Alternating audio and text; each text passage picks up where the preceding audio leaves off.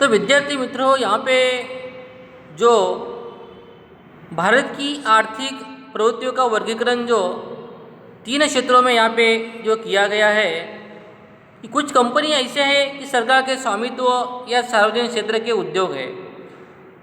जो उद्योग सरकार के स्वामित्व और सरकार के संचालन के अंतर्गत होते हैं, उस उद्योग को हम सरकार के स्वामित्व वाले या सार्वजनिक क्षेत्र के उद्योग कहते हैं। तो ऐसे उद्योग कौन कौन से, उदाहरण स्वरूप यहाँ पे दिया है, भिलाई स्टील प्लांट है, भारत हेवी इलेक्ट्रॉनिक लिमिटेड, भेल, ऑयल एंड नेचुरल गैस,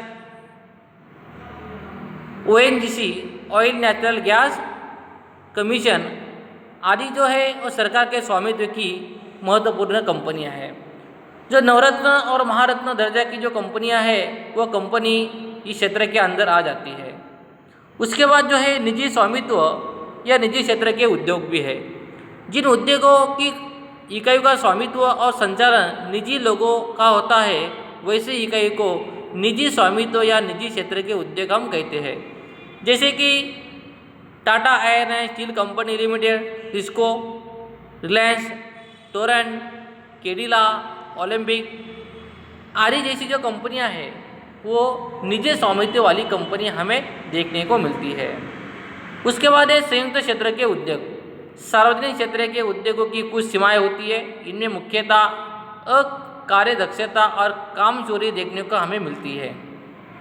तो इन्हें नियंत्रित करने के लिए और अंकुश लगाने के लिए तथा आवश्यक पूंजी एकत्र करने के लिए निजी क्षेत्र के विशेषज्ञों के मदद के द्वारा जो तज्ञ लोग हैं उनकी मदद लेने के उद्देश्य से कुछ सार्वजनिक क्षेत्र में से निजी क्षेत्र के संयुक्त से सार्वजनिक उद्योग के भी स्थापित किए गए हैं।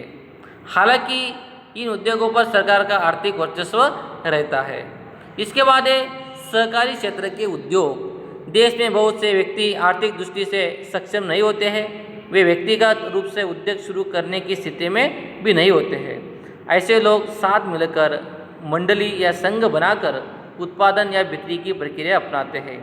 एक दूसरे के सहयोग से शुरू किए हुए ऐसे उद्योग या इकाइयों को हम सहकारी क्षेत्र के उद्योग कहते हैं। उदाहरण स्वरूप देखा जाए तो दूध की डेयरी है, वो सहकारी लेवल पर बनाई जाती है। एक दूसरे से सहायता करके इस प्रकार के व्यवसाय चलाए जाते हैं। चीनी के कारखाने होते हैं, वहाँ पे संचालक मंडल होता है, वो सभी संचालक एक साथ आके सहकारी मतलब कोऑपरेटिव के लेवल पर इस प्रकार के उद्योग धंधे चलाते हैं। उसके बाद है हमारा आर्थिक उदारीकरण। अब आर्थिक उदारीकरण में क्या है कि विश्व के साथ चलने, विश्व प्रवाह में मिलने और भारत देश को विकसित राष्ट्र बनाने के लिए भारत सरकार ने अपनी आर्थिक नीतियों में कुछ परिवर्तन भी किए हैं और उसके अनुसार सन 1991 से उदार नीति अपनाई। इस नीति के अनुसार उद्योग, व्यापार और धंधे से संबंधित कुछ नियंत्रण भी दूर किए गए हैं। वस्तुओं के आयात निर्यात में भी कुछ छूट घोषित की जाती है। नए उद्योग स्थापित करने के लिए मजदूरी की जो प्रक्रिया है वो भी सरल बनाई जाती है। उसी के कारण भारत विश्व के अन्य देशों के साथ व्यापार, धंधे और उद्योग के मामले में एक बन रहा है तथा भारत में धंधा रोजगार जो है वो बढ़ते जा रहा है। मतलब आर्थिक चीज़ों का क्या हो रहा है, एक प्रकार का उदारीकरण होते जा रहा है। अब निजीकरण मतलब प्राइवेटलाइजेशन। स्वतंत्रता के पश्चात केंद्र सरकार ने सार्वजनिक साहस शुरू किए। समय बीतने पर वे सार्वजनिक सांसों के उद्योग हानि उठाते गए और उनकी कुछ इकाइयाँ बीमार पड़ने से बंद हुई। सरकारी अर्थव्यवस्था पर उसका प्रभाव पड़ा, मजदूर संगठित हुए, परंतु उद्योग में घाटे आने लगे। दूसरी तरफ विश्व में गुणवत्ता की निजी इकाइयों मुनाफा करने लग जाती है। इन सभी परिस्थितियों ने निजीकरण को प्रोत्साहन किया। सरकार सार्वजनिक साहसों में से खिसकने लगी और निजीकरण की तरफ मुड़ी और संयुक्त साथ निजीकरण की प्रक्रिया एक उनका भाग बन जाता है। उसके बाद है वैश्वीकरण मतलब ग्लोबलाइजेशन। उदारीकरण और निजीकरण ने वैश्वीकरण को जन्म दिया। और वैश्वीकरण यानी समग्र विश्व का एक बनना अथवा एक दूसरे के नज़दीक आना। वैश्वीकरण से विश्व का कोई भी देश विश्व के किसी भी अन्य देश के साथ सरलता से व्यापार धंधा कर सकता है। उससे एक दूसरे देशों के बाजारों उत्पादनों में एकीकरण होता है। एक दूसरे देशों के बीच पारस्परिक संबंध भी प्रस्तावित होते हैं। तीव्र एकीकरण भी होता है। वैश्वीकरण की मदद करने वाले और उत्तेजित करने वाले यदि कोई प्रक्रिया हो तो यह है सूचना प्रौद्योगिकी में आई हुई अभूतपूर्व क्रांति, जिसे अपने इंफॉर्मेशन टेक्नोलॉजी के रूप में पहचानते हैं। विश्व व्यापार संगठन जो है, वर्ल्ड ट्रेड ऑर्गेनाइजेशन जो है, इस दिशा में महत्वपूर्ण कार्य कर रहा है, जिसकी स्थापना 1995 में हुई थी। किसकी? WTO, वर्ल्ड ट्रेड ऑर्गेनाइजेशन, विश्व व्यापार संगठन जो है उसकी स्थापना 1995 में हुई थी और वैश्वीकरण की प्रक्रिया सफल करने में इस संगठन का बहुत ही महत्वपूर्ण योगदान था।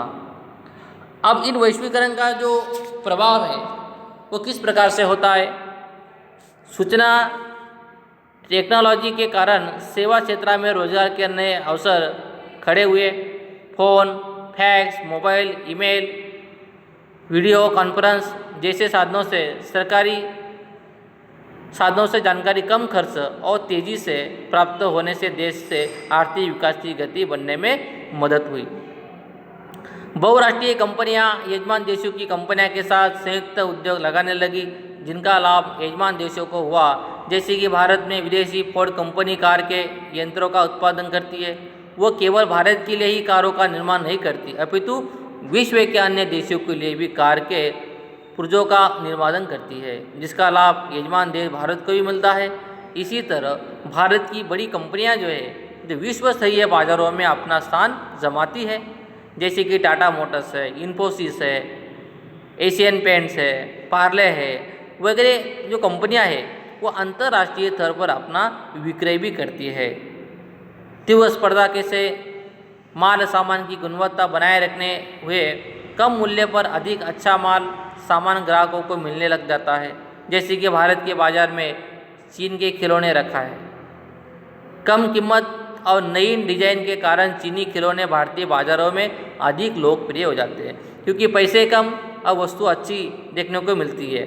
एक ही वर्ष में 70% से 80% दुकानें में भारतीय खिलौनों का स्थान चीनी खिलौने ने ले लिया, क्योंकि वो कम पैसे में मिलती थी, इसलिए लोगों ने चीनी माल की तरफ ज़्यादा ध्यान देने लगे, चीनी वस्तु खरीदने लगे। अब भारत के बाज़ारों में पहले की तुलना में सस्ता हुआ। ये क्यों हो रहा है?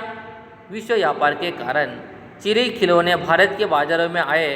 भारत और चीनी खिलौने में एक प्रकार की प्रतिस्पर्धा बनी। चीनी खिलौने अधिक अच्छे साबित हुए। चीनी खिलौने के कारण भारतीय खिलौनों के व्यापारियों और उद्योगपतियों को नुकसान भी हुआ।